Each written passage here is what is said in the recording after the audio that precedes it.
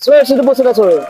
Si Marvin Perez. Marvin Perez. Boss, anong auto tong nandito natin, boss? Display natin. CRX na 91 model. 91 model. Jugendstil. Yugen din. Oh, ito, makausapang ano tayo, CRX. Boss, ito, paano ba nagsimula tong CRX build natin dito, boss? Sige po. Ang owner nito si Jordan Garcia. Actually siya yung nag-build nito, tumulong lang ng konti. Oh. Ganon. Sige, boss. Sige po. Yung nag-paint nito si Buboy.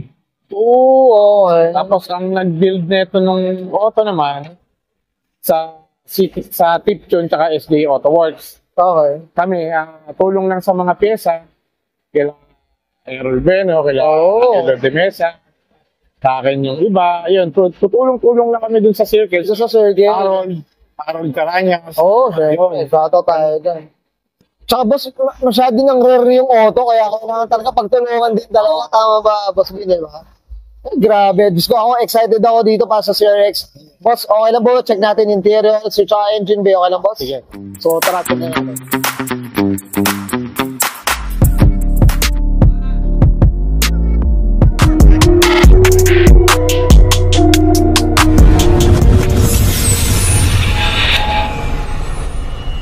Tough long battery. Tough and long. Okay, usapang interior tayo, boss Bin. Ano meron dito, boss? Sige po. So, hindi ko masyadong kabisado. Pero, Okay. yung steering wheel, yung cambio niya, Oo, Yugen na rin, boss. yun din tong pedals, tsaka yung upuan. tubunan. Ito, grabe na presyo na ito, eh. Oh. Isang auto na rin, eh. Yugen din. Itong parang ano, no? Ayan, mga auto. Parang ito yung mga Davy yung gano'n na dati yan, eh, no? Ayan, no? Mga auto, grabe. Okay. Ito, boss, nung may-ari nito, yung owner mismo, nung nakuha niya, ano ba, from scratch din o ano ba?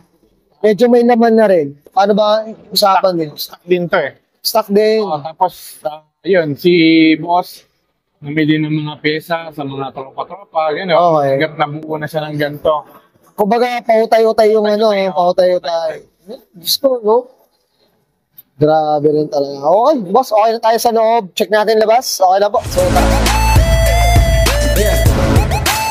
Usapang X0 tayo, boss Bin. Ano meron dito, boss? Sige po. Yan, yung kit niya, paikot na Yugen. Oo, yan na, oh. Grabe, oh. Boss, ito, usapang kulay tayo. Napakakinis. Sinong gumawa, boss? Ang nag-print nito si Buboy sa Tropang Dasma. Tropang Dasma. Buboy sa Patua. Grabe, no? Basang-basa na puti, boss, eh, no? Basa, eh, oh. Alam mo, may tubig lagi, eh. Ganda ng puti na ito. Boss, usapang mags, Yan. caliber, suspension, boss. Anong meron, boss? Sige po. Yan, yung mags, naka-muted din ang caliper, naka-suspension din. Yan, oh. Grabe, oh. Ganda, oh. Ito, boss, oh. Ayan, oh. Ganda ng kit, boss, eh, no? Oo, yun. Yugen na rin talaga, oh. Tsaka itong sticker, eh, oh. Grabe, siya, oh. Ito, nakikita lang natin daw, boss Bin, sa Turbo Magazine, eh. Oo. Tama ba ka, boss? Tama ba? Ayun, yung build na ganito. Meron na, no? Meron na. Grabe. Diyos ko. Boss, dito sa likod, anong meron dito? Yung din sa wings. Yun, Bumper niya. Yan, grabe talaga. Ano? Tsaka boss, ano pala? Siyempre, brown na lahat ng ano nito. Brown. Ito, mga auto, boss Bin, ito nabanggit mo na, ito yung Glass top. glass top na yun. Pero boss, nakikita rin. Kumbaga, meron ba siyang parang, ano ba? Kumbaga, may sarado rin ba siya? Ganon. Ito, isang buo siya talaga, salamin talaga. Okay. Ay, nga, ayan, mga auto, salamin talaga, oh. Pero hindi naman to delikado, boss, kung mahuhulugan ng mabibigat, boss, na. Hindi naman matibay naman yun. Basta gawa ka po, matibay yan. Oh, yun. Yan lang yan. Yan, Diyos ko, sana all, mga auto. Okay, boss, okay na tayo sa labas. Usapang makina. Makina. Doon tayo magtatagal. So, usapang makina tayo, boss. Anong meron, boss? Sige po. Itong engine, B18, Okay. ang nag-build nito, sila SJ Auto Works, si Tiptune. Okay. Diyan sa Molino. Yan, tapos naka-valve cover na... Ito. Yan. Ito, boss, tatanungin kita ng presyo. Boss. Ano ba? Masakit yung presyo. Masakit na. Ang presyo ngayon, ha? Okay, market price ngayon, boss. Ngayon, ha?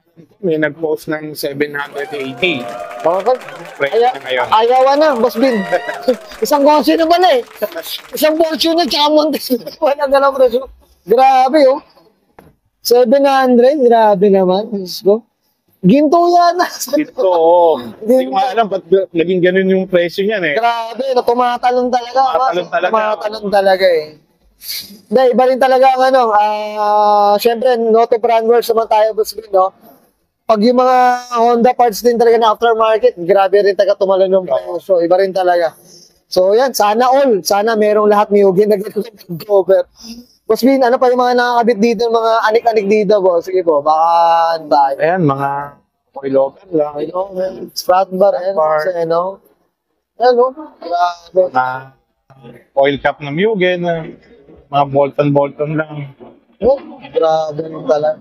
Ito, boss, yung mga ano na ito, kasi parang nakita ko parang naka-wartak siya, kayo na rin gumawa. Sa SJ Auto Works ni Doon na rin talaga.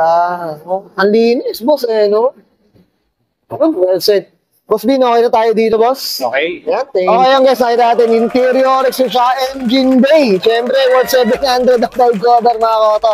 Guys, Boss Bin, siyempre, ano na tayo? Shoutout na tayo, boss. Sige po, guys po. Shoutout sa SJ Auto Parts, sa Joint, sa SJ Auto Works, sa Tiptune, Buboys, JDMU, Alagang Gas Carwas, Boss B Mapagmahal, ER Auto Garage. Yun, siyempre, I'm sure many to mention yan, boss. Siyempre, shoutout tayo sa mga grupo na yan. Clean Culture. Yan, oh. Siyempre, Boss Bin, okay na tayo, boss? Okay, sige, sasabahin ko na yan, Sir Marvin Perez. Para sa 1991 Honda CRX Sabag Mugen built, and this is Auto Culture.